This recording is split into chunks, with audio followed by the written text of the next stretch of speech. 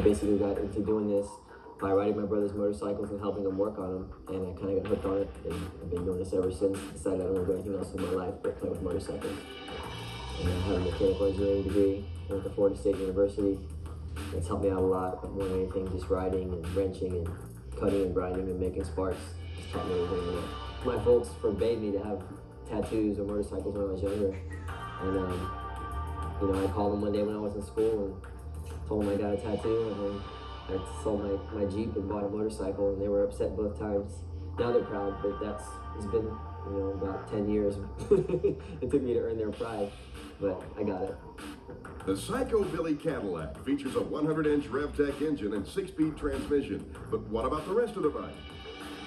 Everything else on it we pretty much handmade. Jesse James made the gas tank for me. When he first saw the bike and it was unfinished, he was so impressed with it. He said, "You need to let me make you a gas tank."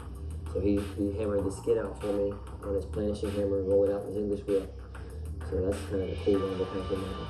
But what really jumps out at you from this bike is the rear wheel. The Hubless wheel basically developed out of me wanting to make it work visually. And you look at it and you see there's nothing in the middle of the wheel. Well, it's actually not hubless. The whole concept is very simple. Executing is what's difficult. It's instead of having a small axle with bearings and a hub and spokes that connect the hub to the wheel, basically you enlarge your axle, which forces the hub to get larger to the point that the axle and the wheel are almost the same diameter. And then you just hollow out the center of the axle, and that's what you have. This is just a big hollow axle. That's all it is. And it sounds easy when I explain it to people. There's like a click when everybody hears me say that. They're like, "Oh, now I get it." But doing it's a lot more difficult because you have a lot of weight, a lot of bearing speed, things to consider to make it happen. Billy told me about his relationship with his partner, Nick. Nick and I have been working together for several years, and we're like brothers, and we see almost everything the same way. I mean, I don't think we've ever argued. We might have been mad at each other at some times, but he's as creative as I am, and we're creative in different ways. And with my experience in this and his experience in other things, I don't think anybody out there can do what we're doing.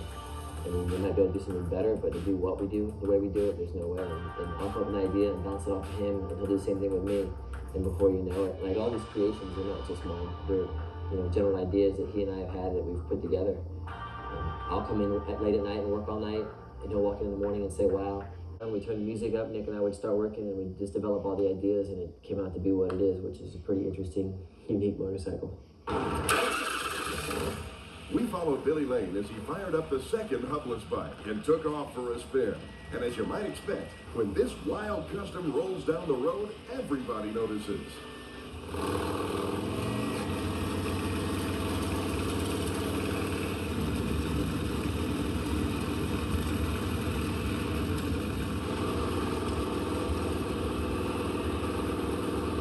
Riding a bike like this rides just like a regular motorcycle. There's no difference except two things. One is the noise. The back wheel has a kind of a ringing hum that you hear because of the bearings.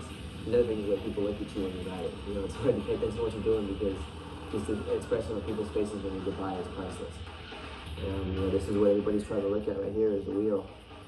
And I mean, even when I see somebody else ride it or see video or footage or even photos, I'm just amazed myself that it actually works. Citing influences like Von Dutch and Big Daddy Ed Roth, Billy explained why he used the old-school stick shift on the Hubless bikes. It's like a rite of passage almost, It's the same thing with not running front brakes. We don't run front brakes a lot because this one has it and some other bikes have it, but mostly we do it just because it's an old-style way of doing it, and it's keeping the nostalgia there instead of. And even though I might have a bike with a hubless wheel, it's very modern and something you wouldn't see in the 50s. I still have these old touches on it. It's basically my way of saying, hey, I know where I came from, and then recognizing the people that were doing the things that influenced me to get into this in the first place. So the big question, is Billy ever going to let one of these beauties go? I tell everybody that the Camel bike, the second Hubless I've done, is worth about $100,000, but everybody comes back to me and says, no way, it's worth a lot more money.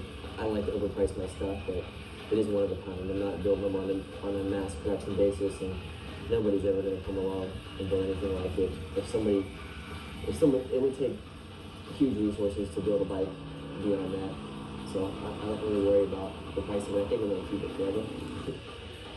Under the right circumstances, I guess I'd probably sell that second Hubless bike, but I don't know. I don't really want to. It's not in my heart. But who knows? A year from now, I might come up with something that I think is better than that. that I need to have more. So we'll see.